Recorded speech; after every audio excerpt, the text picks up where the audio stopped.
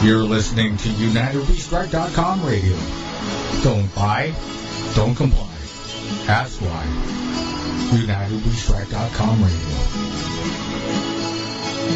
I cannot be silent. Back when Eisenhower was the president, golf courses is where most of his time was spent. So I never really listened to what the president said because in general I believed that the general was politically dead.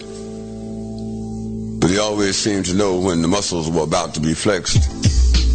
Because I remember him saying something, mumbling something about a military-industrial complex.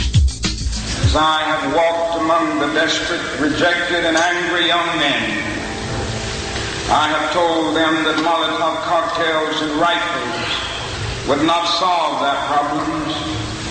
I have tried to offer them my deepest compassion while maintaining my conviction that social change comes most meaningfully through nonviolent action. But they ask, and rightly so, what about Vietnam? They ask if our own nation wasn't using massive doses of violence to solve its problems, bring about the changes it wanted. Their questions hit home, and I knew that I could never again raise my voice against the violence of the oppressed in the ghettos without having first spoken clearly to the greatest purveyor of violence in the world today, my own government. For the sake of those boys, for the sake of this government, for the sake of the hundreds of thousands trembling under our violence, I cannot be silent. Each one. I cannot be silent. Nobody can do everything, but everybody can do something. Everyone must play a part. Everyone has got to go to work. Work, peace. Spirit say work. I cannot be silent. Empowering the body, mind, and spirit. This is We Cannot Be Silent with Phil Restino and Larry Pinkney.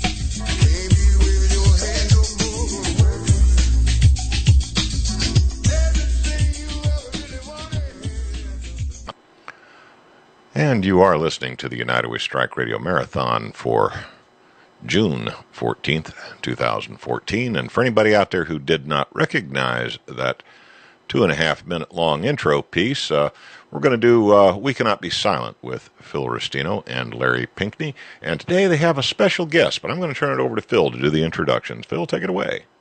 Why, thank you, Gary, and thank you to Matt Navarro, Karen Tostado, Tim, and everyone else there at UnitedWeStrike.com for putting on this monthly radio marathon. Again, the marathon itself is broadcast the second Saturday of each month, and tonight's broadcast, we're coming to you live Saturday, June 14, 2014. And the show's name is We Cannot Be Silent with Phil Restino and Larry Pinkney. And Larry and I have been on the air for about 2.5 years now, and we've got a very special guest. Well, we've got two guests. We're given an hour this time around, and we've got two wonderful guests for you all. And the first one is waiting on the phone as I babble, and this is Reverend Edward Pinkney of Benton Harbor, Michigan. And Reverend Pinkney is a big-time activist and community organizer, and he is the founder of BANCO, which is the Black Autonomy Network Community Organization. And for those of you who are listening, I want to suggest, if you're at a computer, to pull up the site as we're proceeding with the show. It's www.banco.org,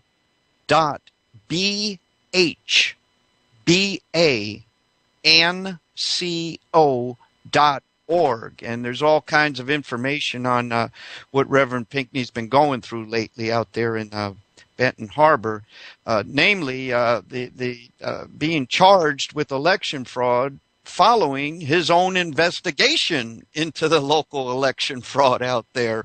And Larry Pinkney has been following this the events out there in Benton Harbor with the Reverend quite closely over time, and we're going to let Larry take it from here and introduce us to Reverend Pinkney and take the lead on this first half hour. Larry, are you with us? Of course. So I want to thank everyone. I want to thank Gary. Thank you very much. I want to thank the United We Strike, all of you brothers and sisters out there taking care of your business, all right? I want to go right into this right now. We have Reverend Edward Pinkney, and he's my brother in the struggle. Other than that, I guess we're not related, but he is definitely my brother in the struggle. He's all of our brothers in the struggle, all of us. He belongs to all of us, and we belong to him.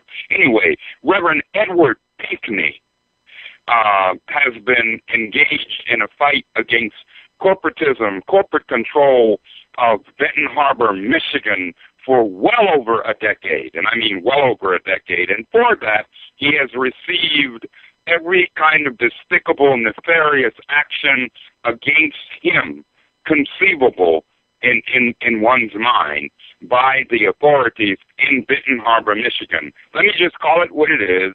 It's apartheid, Benton Harbor, Michigan. Time to change it, time to change it, time to change it. Can't allow this. We must not allow this to go on. As Phil pointed out, bottom line is the authorities have once again trumped up charges against Reverend Edward Pinkney, and he is standing up to it, okay? But he must not stand alone. He must not stand alone. At this point in time, I'm going to go right to Reverend Edward Pinkney. Reverend Pinkney, I know you're there. Thank you for joining us on We Cannot Be Silent. Hey, thank you. Thank Phil and the whole group, Larry, and I guess this is a tremendous opportunity to be on this show. And I tell you, I am ecstatic to be here and to tell this story. But I will go the way you want me to go. How should we start this story? Let's start it by you giving a very brief description of what is going on in apartheid Benton Harbor, Michigan. Yes, folks, I said apartheid. All right, some people like apartheid. You're exactly right. I'm going to say this. On April 24th, it was my wife's birthday, and I took her out to dinner, and we had an early dinner. Matter of fact, it was 11 a.m. Before we can get to the next town, which is about 30 minutes away, my house was surrounded by the SWAT team. That's correct, the SWAT team. They had blocked off the streets, blocked off the community, and they was coming to get me. All for a recall petition. Signatures. So what I did was this. After I got all the calls, people calling, telling me my house is surrounded, they got the SWAT team, don't come home, whatever you do, they might be trying to kill you and all this kind of stuff, I decided to go talk to my attorney, who gave the prosecutor a call. The prosecutor told him that there was a warrant for my arrest. They said they're charging me with forgery on a recall petition. Well, they said that I had changed the dates on a recall petition, but it wasn't true. The fact of the matter was they had to figure out a way to charge me with something. They had to stop this election. Their mayor, the Stooley, who works for the corporation and not for the people, was being recalled. And he was losing this election 5-1. So they had to go and try to pull a rabbit out of the hat. So they figured if they go after me, that I wouldn't have the money nor the finance to fight them off. Mm-hmm. So what they did do, all night long, they was driving up and down the street looking for my car. They had 4 or 5 police officers, and they had that big SWAT truck that goes in and says, now remember this, Benton Harbor is not that big. but they knew that I was somewhere inside Benton Harbor. So when my lawyer talked to them, he informed them that I would turn myself in on Monday. It was Thursday then. They said, absolutely not. We want him right now. And my attorney said, well, you probably won't get him right now. So we said that I'll turn myself in the next morning. I turned myself in, went to court. The judge set the bail at $30,000. Now, we're talking about signatures. We're not talking about anything else. $30,000 cash, which is ridiculous. Even then was ridiculous. But then he took it even further. He put me under house arrest 24/7. That I could not leave out my front door, could not go to the garage, that I was going to be inside this house. Then he took it even a step further. He said that I could not use the computer, that I had to call AT&T and have my computer cut off. And that if I didn't have it cut off, it would be a violation of my $30,000 bond. And then he even took it further than this, Larry.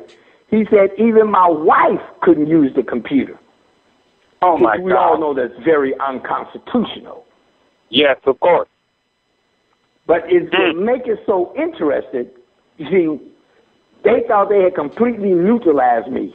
But unfortunately, it was just the beginning. So we went on. I went out and hired this attorney who immediately got on top of this situation. We had a hearing. We call it a preliminary examination, where the prosecutor produced his evidence to support his claim. He brought in a forensics guy, and it was just ridiculous. It was ugly. The forensic guy told them that he could not say whether I did anything wrong.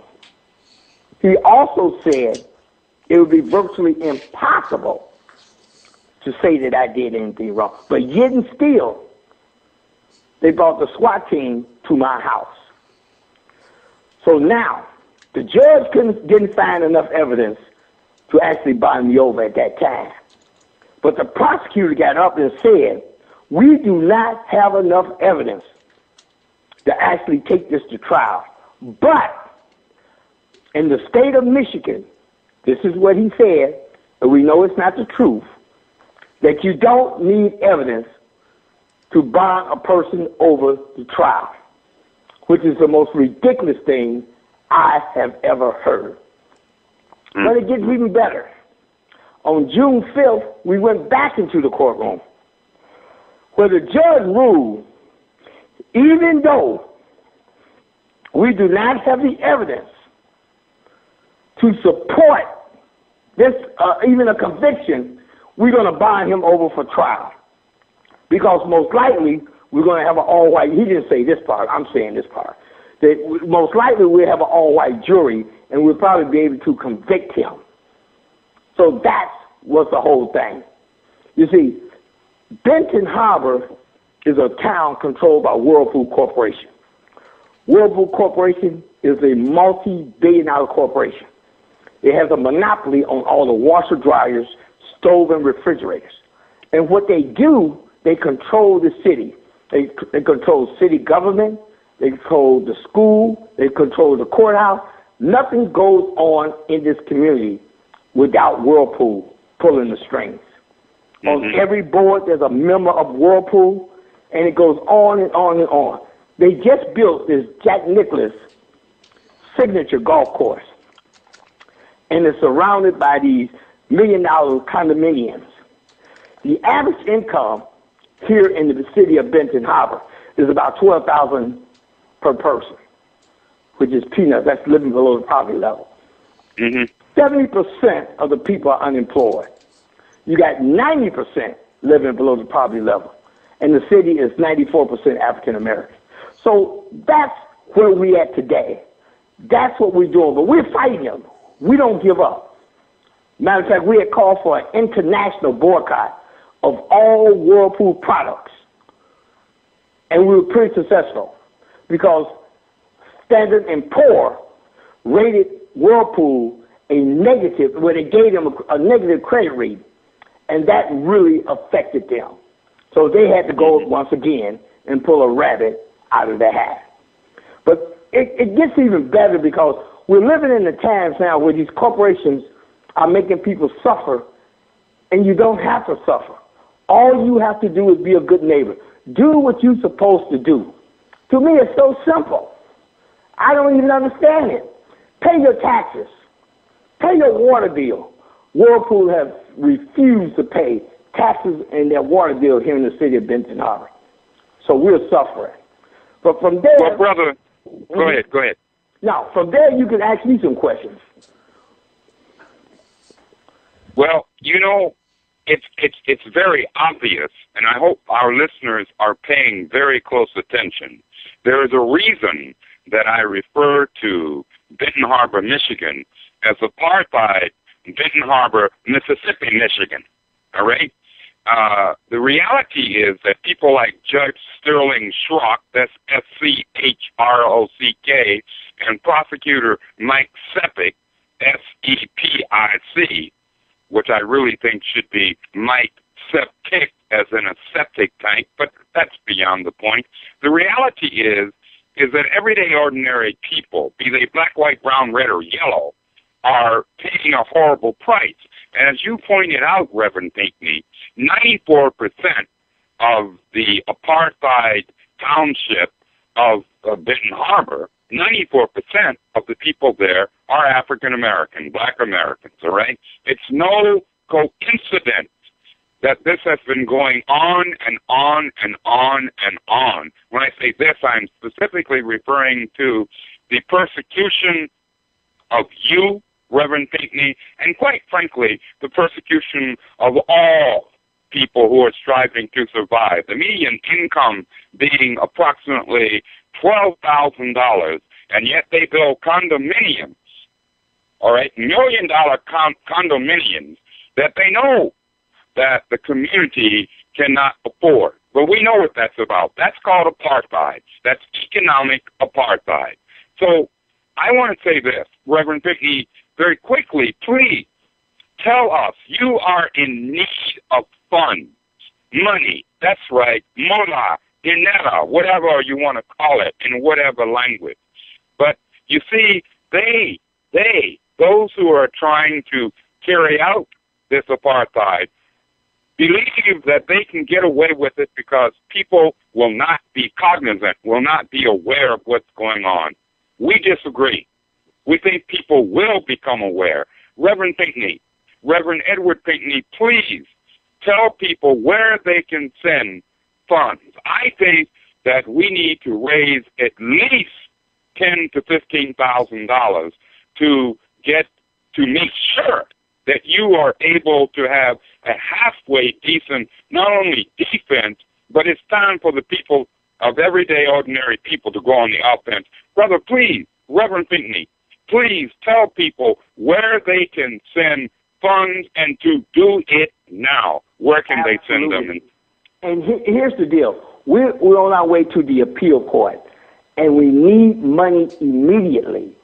We cannot be successful without the resources to fight this battle. So I want everybody, if you could send a check to Banco, that's B-A-N-C-O, 1940 Union Avenue, Benton Harbor, Michigan, 49022.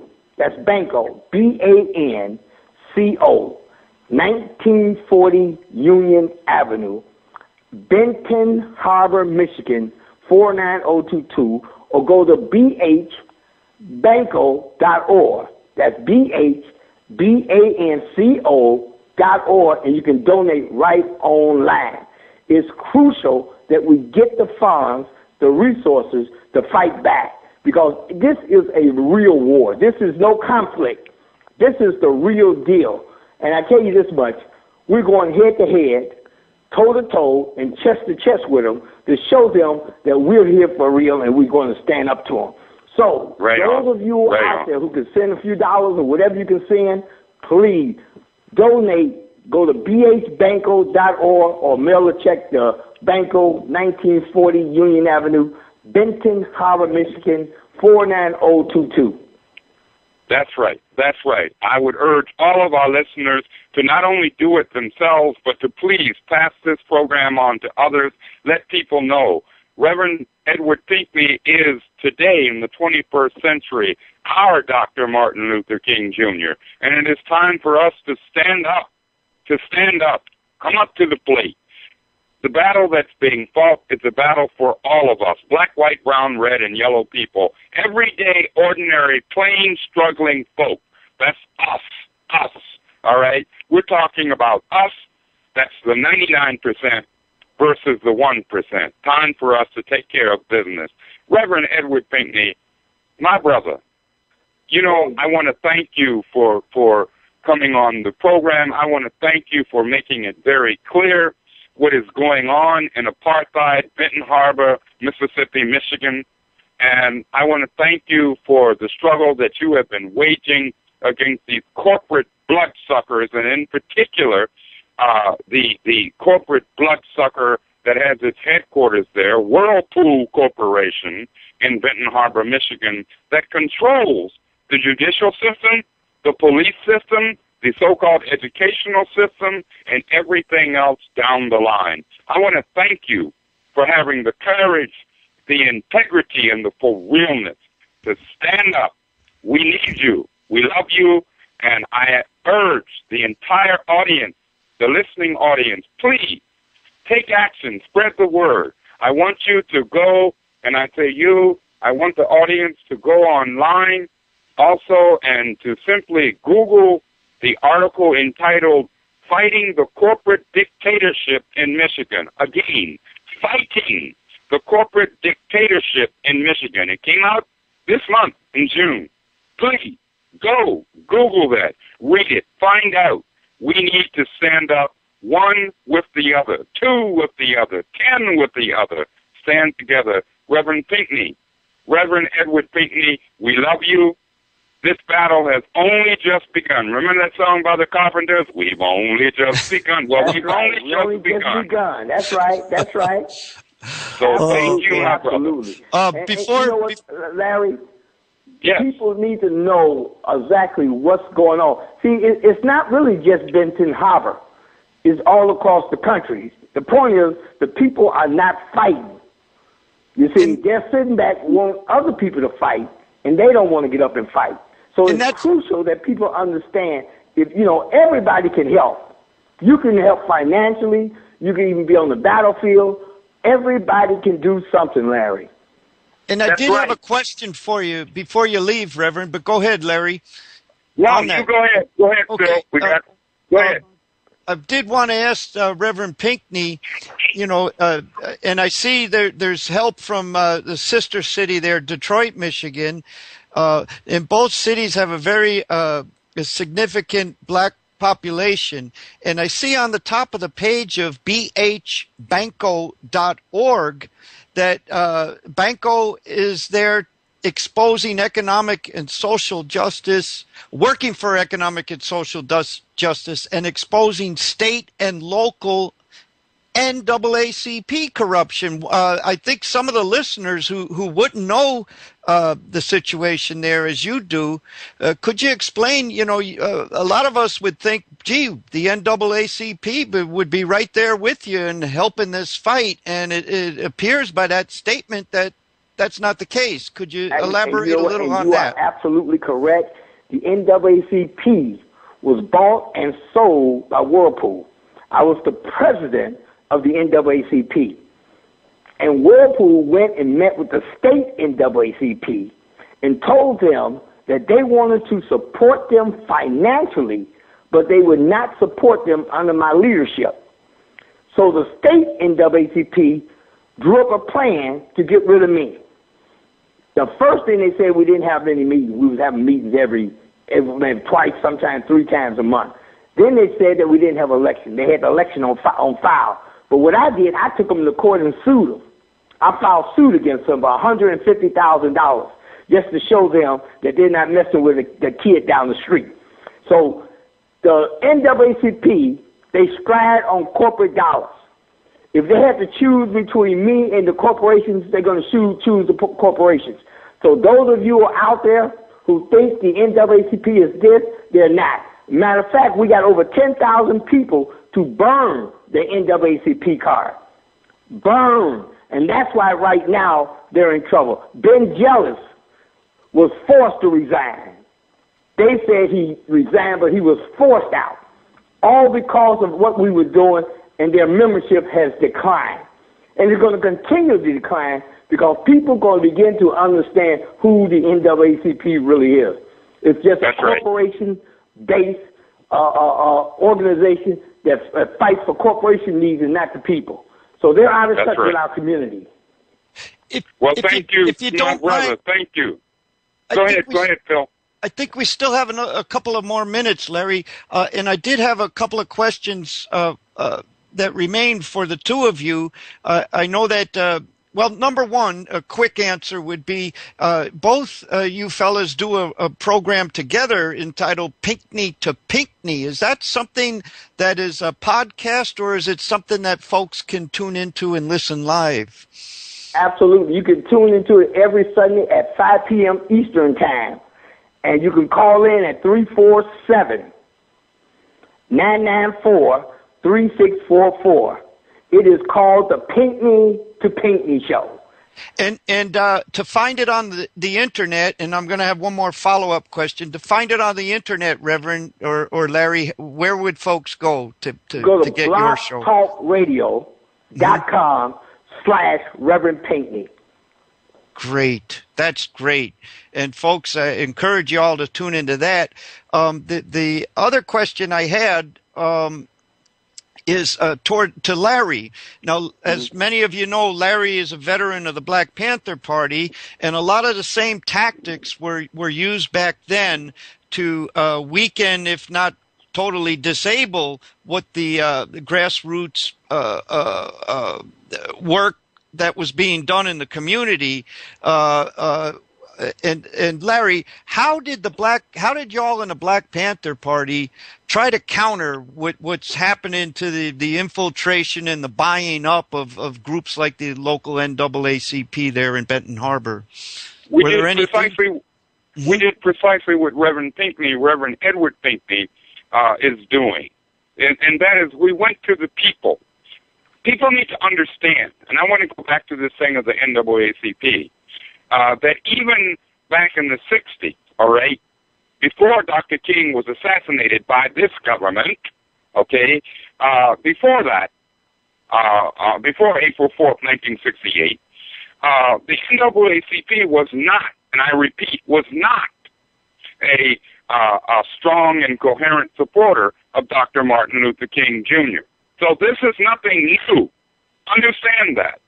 Now, on the other hand, you did have the Southern Christian Leadership Conference. You had the Student Nonviolent and Student National Coordinating Committee that were, in fact, strong supporters of Dr. King, and the Black Panther Party had enormous respect for Dr. King. But the fact of the matter is we have Reverend Edward Pinkney in apartheid, Benton Harbor, Mississippi, Michigan, who is fighting a battle, and we cannot allow this person to fight this battle by himself, or just the few folks that are in Benton Harbor, all right?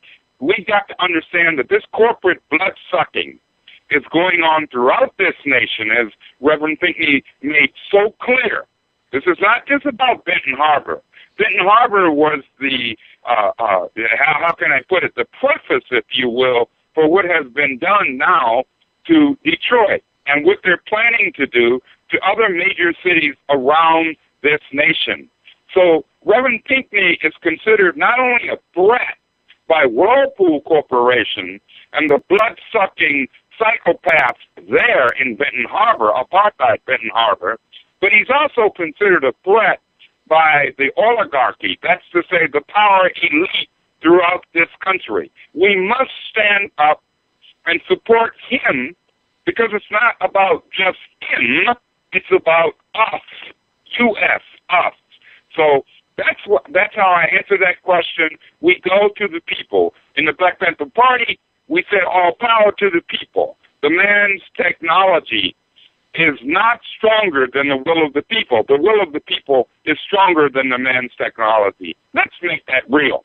Let's make it real. So I'm going to end now because I know we have another guest, but I just want to thank wholeheartedly Reverend Edward Pinkney for being on our program, on our show. We cannot be silent.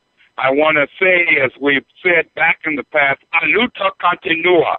The struggle continues. It is not only continuing, but it is intensifying. We love you. We respect you. We support you. Come on, folks, out there in the audience, please get up and send some support in financial terms, whether it's $1, $10, or $10,000.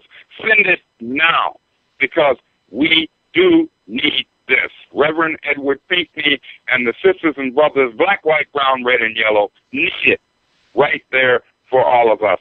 Thank you, Reverend Edward Pinkney. Thank you, Reverend Pinkney, so very, very much. And thank you for allowing me to be on the show, you and Phil, and I really, really appreciate it. And I know you don't have any more time, but those of you out there who can send some resources, hey, you can join the $1 club, the $5 club, the $10 club, the $50 club, the $1,000 club, the $10,000 club. But please send something. That way we have some resources to fight. Yes. Thank you, brother. Thank you, Reverend. Thanks for being with us. And again, folks, that's BHBanco, BANCO.org, and you'll have all the information on how to help, background on the struggle there, and information as well as to lead you to the radio show that Larry Pinkney does with the Reverend. And so please do something. Click the button, donate a few bucks, whatever you can, and maybe you could do something extra. One more thing, send it out to your email list, put it on your Facebook, whatever. None of us can do everything, but we all can do something. So thank you, Larry. Thank you, Reverend Pinkney. Thank you, Brother Bill. Thank you, Reverend. Thank you. All right. Thank you so much. Okay, and I think right now we might have our second guest waiting on the line. I'm not sure. Gary, do we have Dale Pierce with us yet? His phone's ringing now. Oh, great. Well, I can't be a member of a $1,000 club, but I went ahead and sent him $100. That's all I can afford. God bless No, you. you're right. No, you're right. No. Okay. Hello, is Dale there? Dale? I'm here. Oh, great. I'm going to welcome you to the show and read a brief little bit before bringing you into the conversation. With us now, folks, is Dale Pierce. And Dale is a former firefighter and has worked in the building trades. And he's also a father of an Iraq war veteran, Noah Pierce, who sadly lost his battle with PTSD as a result of his wartime experiences over in Iraq. And there's an article that chronicles that. And Larry and I have had Dale Pierce on our 2-hour program a couple of times. And I encourage you folks, as well as Reverend Pinkney, so I encourage you folks to go to our YouTube channel and check these archives. It's youtube.com/We Cannot Be Silent, all one word. And I strongly encourage you to take a listen to those past programs. But right now we have Dale on because he's currently working on a project with Architects and Engineers for 9/11 Truth in trying to get not only the anti-war community, but the firefighters and building trades professionals in this country to break their 12-plus year silence, which has allowed for the 9/11 lie to justify the 9/11 wars. Yes, 12-plus years of unabated war that have taken the life of not only his own son Noah, but the lives of literally millions of other people, and continues to do so in their collective silence on the matter, and that's the anti-war community, the firefighters, and the building trade professionals. Dale Pierce's most recent article, co-written with retired FDNY firefighter Rudy Dent, highlights the current 911 Rekindled campaign.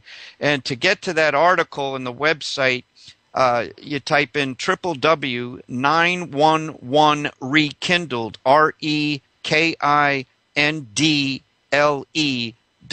REKINDLE.org. And right now they're really targeting the firefighters on their silence and the consequences, the horrific, widespread consequences of their silence. And the letter that Dale co-wrote with retired firefighter Rudy Dent is entitled "Open Letter to the Firefighter Community and Their Families." And once again, that could be found at 911rekindled.org. We only have about 20 minutes left, Dale, but that is enough time, I think, for you to tell us some more about this effort and what our listeners might be able to do to help. Welcome to the program. Thanks, Phil. It's great to be here. And hey, Larry, great to be back. And our guests, too. Hey, thanks for showing up, because our ranks are thin and we need help. We need manpower, woman power, we need money. I mean, it's really sad how depleted we are, and with all the wealth in this great nation, to have it manned by so few doing this. But what it is, as a firefighter, we've painted ourselves into a corner here, and as you perpetuate a lie, it just grows and grows. And so as the smoke clears, we find ourselves into this corner of a situation. If we pull up to a high-rise building that's on fire, our code of ethics states we can't endanger the equipment or our firefighters. So basically, we can't go into the building because NIST has asserted that things can fall down now to a new element of the universe called thermal expansion, which causes global collapse syndrome, meaning a 47-story building can collapse in 6.5 seconds. So if we can't go into them and fight them, what the hell are we doing occupying them? We'd have to evacuate every high-rise building throughout the world, retrofit them. It ain't going to happen. So here we are, just our noses growing longer, and I refuse to be part of this. So architects and engineers asked me if I would find a way to educate firefighters and get them to sign our petition. And as a firefighter, I got to tell you, they're patriotic. They're not going to budge until they find a force large enough to move them. So I started studying what are our ethics? How does it affect firefighters? Because this is an emotional event for people. The people just don't think technically, right? Mm-hmm. So here we are. We're not dealing with rational, or we're making up excuses. Kerosene melts steel, and physics doesn't apply for 911 because objects will fall through the path of greatest resistance on 911. It's just ridiculous. So we've got to educate these guys by finding the way that it affects them. So what I discovered was there's going to be an event starting today, and what we got is a 72-foot catamaran with a massive 47 by 14-foot video screen. And we've got a 15-second advertisement playing every 2.5 minutes as it goes up and down the beach. There's going to be 35,000 firefighters and firefighting personnel on the beach, in their hotels, in high-rises, in the restaurants, on the boardwalk. There'll be up to 200,000 people per day on that beach seeing this. And it's going to be an interesting day when the firefighters are flying their colors and are approached by public that have questions. And as professional firefighters, they don't even know about Building 7, let alone talk about it in a professional manner. So it's up to them to take care of their own business. They're going to embarrass themselves, I'm afraid, because they're going to go patriotic instead of rational. And they've had 12 years of people banging on their doors, of YouTube, of rational common sense, and their training. I was trained over 40 years ago as just a forced firefighter, but I had the basics: crime scene preservation, firefighting tactics, and fire science. the black smoke pouring out of those damn buildings, it was a dead giveaway. So here we are in danger in our history as heroes and someone you can lean on. This is just leaves us speechless. So that kind of wraps it up with where we're at. I can take some questions from you guys now. Well, I just want to throw this out really quick to you, my brother. Thank you again for being with us. We love you. You know that. And I want to say that there is a big difference between being, quote, a patriot and patriotic. Let us understand that a patriot is someone, man or woman, who stands up for truth, What they have done is the power elite, those few who control the resources of this country, is they have distorted patriotism.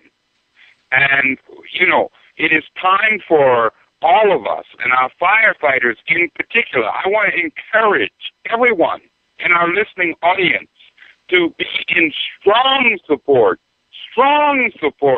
of what is occurring. We need to educate ourselves and each other if we are to take this country back for the people, everyday, ordinary, black, white, brown, red, yellow people. Take it back.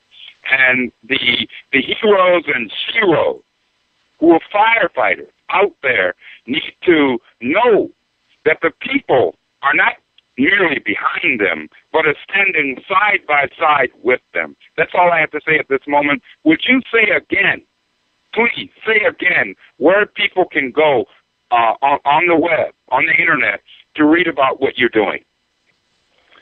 It's a portion of the Rethink911.org campaign.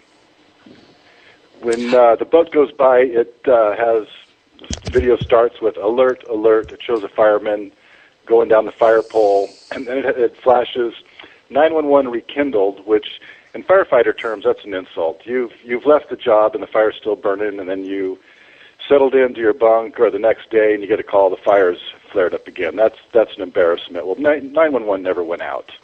The 921 report wasn't filed. NIST took it over. NIST asserted that it was done, collapsed due to small office fires. And they kicked it back to firefighters, architects, and engineers to deal with it. And they've sat on it for all this time and have done nothing. It's dereliction of duty is what it is.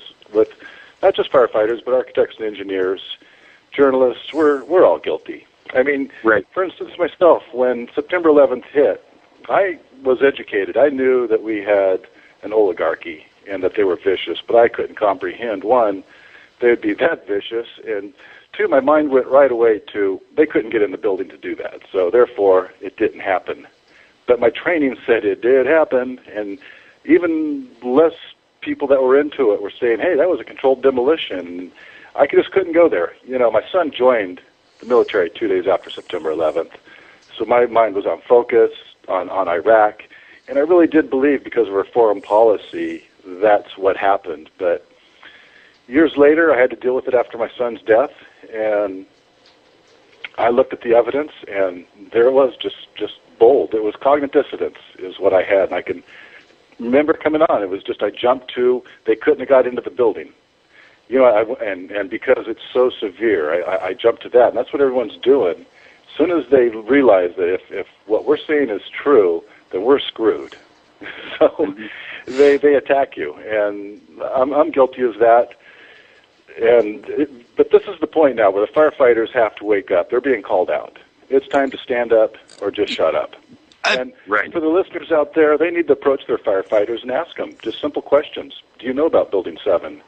How do you explain away the witnesses, the molten steel, the destruction of evidence? How are you going to go into a high-rise building that's going to collapse? And then inform them. The Code of Ethics states you will use information provided to you for the betterment of the public. We need to start talking to them and not listen to them talk to us about, the hero status and all this bull. And I'm sorry, go ahead. I'd like to cut in and speak to that, because I can tell you as an on-the-ground activist since 2005 and becoming aware of the 9/11 false flag attack, having seen one of the DVDs. It's like this. I believe once you're a witness to a crime, whether you wanted to be a witness or not, it's happened. You're a witness to a crime, and with that comes responsibility. And these firefighters in New York City, these cops, they all knew that day. And if any of them the cops and the firefighters that were on the job on September 11th, 2001, all know. And for them to tell you they didn't, and they give this crap that, well, I'm starting to think, you might have something there 12 years later is bullshit. And we got to call it. I can tell you from being an on-the-ground activist, having a weekly demo for 9 years here in Daytona Beach, approaching the firefighters, going to the firehouses, and yes, sir, thank you for sharing that, sir. And there, it's not. They damn well know, and the ones in New York certainly damn well know. And you say, well, what can they do? They're up against the big evil powers. Well, let me remind everybody of 4 housewives from New Jersey that were able to lock elbows. And these firefighters, man, they got no problem locking elbows when their next contract is up or there's any threat to their pension. Mm-hmm. So that's another thing. We can't let these guys. We got to be real. Larry Pinkney has had a column for years called "Keeping It Real with Larry Pinkney," and I think that's why Larry and I kind of hit it off. We are who we are, and we don't try to be anything different. We don't compromise. And when you're around, these guys need to be called on it, not coddled. And I think, yes, approach them, hit them with the DVD in your local community. But every time I go home to New York for a funeral, that these guys are the most anti 9/11 truth there is, and they're the part of this big lie. And there's millions of people dead because of their silence, and Noah Pierce is one of them. I got one brother that his stepson was killed in Obama's surge in Afghanistan. What the hell are we doing in Afghanistan still? I got another brother that did 2 tours in Iraq as a Marine infantryman, 205, 207. He doesn't get involved in this, but God knows what he deals with every night he puts his head on the pillow. This is bullshit. We got to call them on it. They're guilty. They got blood up into their armpits, just like the anti-war movement does. They knew day one, too, the anti-war movement, and they still know. So there's my rant. And we have videos of our events that we put on for the firefighters. In 9 years here of extreme activism in the Daytona Beach area, where we had Richard Gage in the summer of 30 cities in the summer of 2012, two in the city of in the state of Florida. We had the News Journal Center where we had the event. Kathy went to all the firehouses with DVDs and flyers over a couple weeks period of time, spoke with all the firefighters. And the newspaper, the Daytona Beach News Journal, the people that built the damn center wouldn't even announce our event, let alone promote it or cover it. And these people know, and we need to be mad at them. We need to call them on it. That's my opinion. Thanks for letting me rant, guys. Well, let me say this very quickly, and Dale, I'm going to let you go on back and take over the show like you should be. But the bottom line is this. Bottom line is this. You dig? The bottom line is that this is not only about the firefighters. This is about us. And we need to call the firefighters out and let them know that we know, and we know that they know, whether it's in New York, whether it's in Florida, whether it's in California, wherever the hell it is. Bottom line is, all of our lives are at stake. And our heroes and sheroes who are out there in 9/11 needs to stand up, be human enough to stand up and say, this will not happen again. And the only way it will not happen again is if they stand up now. N-O-W, now. So that's my rant. Back to you, Dale. Yeah. Sorry, The guys. argument's defenseless. You know, we've all sat on our ass. I mean, history is going to be cruel to us for this event. You know, it's a salvage operation at this point to save our reputation and what's left of our lives. We gave it up on September 11th. We simply, the country cowered down, didn't ask any questions. They had guilt. You know, everyone knows our foreign policy steals our oil to live this insane life of loud mufflers and Sarah Palin sniffing the fumes of Harley motorcycles. Good Lord. So when September 11th hit, we didn't want to associate with our foreign policies, so it must have been them damn terrorists. And, well, you know, the physics just took a day off, and the military took the day off. You know, everyone took the day off. I mean, we ought to make it a goddamn national holiday. You know, we'll just take the day off from work from now on September 11th. Easy way So, out. yeah, you know, my mom went through this in Berlin. She was 9 when the Nazis took over. And when you started pointing out the disappearances and the concentration camps and the black smoke coming out, but no products coming out of the factories, so-called factories, you were called a liberal conspiracy theorist. Mm-hmm. You know, and there my dad, he fought on his way through Utah Beach into Berlin and met my mom, and his whole life was haunted by war. And, you know, at the end, he finally realized that World War II was basically a money-making operation for Wall Street. I mean, he fought back and forth where we lost 38,000 men, you know, due to a battle that was for America's honor. You know, bullshit. It was to keep the damn war going so they could make more profit. So, you know, we get off subject with this, but it's what it is. And, you know, they call us conspiracy theorists and such, but damn, I mean, how many authors do we have that have done this? Do they all get together for convention to do their conspiracy theories so everything fits in together, author to author? You know? So we are in one hell of a situation, and I feel sorry for these modern-day firefighters. They got to live with the rest of their life. I know it haunts me that I didn't jump to it. Luckily, I've read about psychology and understand what was kicking in. You know, cognitive dissonance is a survival mechanism. It's a defensive mechanism, and it kicked in. But it's time. We've got to go wake these guys up. And it's like, okay, if you want to believe this bullshit, you can't go in those buildings. And guess what? The people paying rent got to get the frig out right now. Right. So, right. You're right. You're right. History is going to be brutal to us. I mean, my God, we laughed at the Nazis when they distorted reality, and we are warping reality. You talk to an architect or an engineer, a licensed professional that should know basic high school physics, and they're going to start telling you that metal melts at 1,800 degrees. The periodic table of elements no longer matters. It's the age of insanity, and we've got to get these people out of it. So I would encourage people to go to rethink911.org, look at our evidence, and come up with just 3 questions as simple as, do you know about 7? How about the molten metal? How about the witnesses? And then remind them, you're a firefighter, for God's sake. The biggest event in our history, your history, we lost 343 men, and you don't even know about the building? You're going to pull up in a fire truck and send your guys in there when it can collapse and you have no protocol? Show me that damn book, the manual.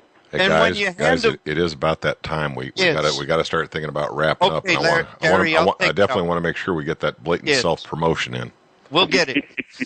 And I did want to add on one more step to that, Dale, is you hand them one of those DVDs or you hand them the link to 911rekindle.org or rethink911.org, and then they do know.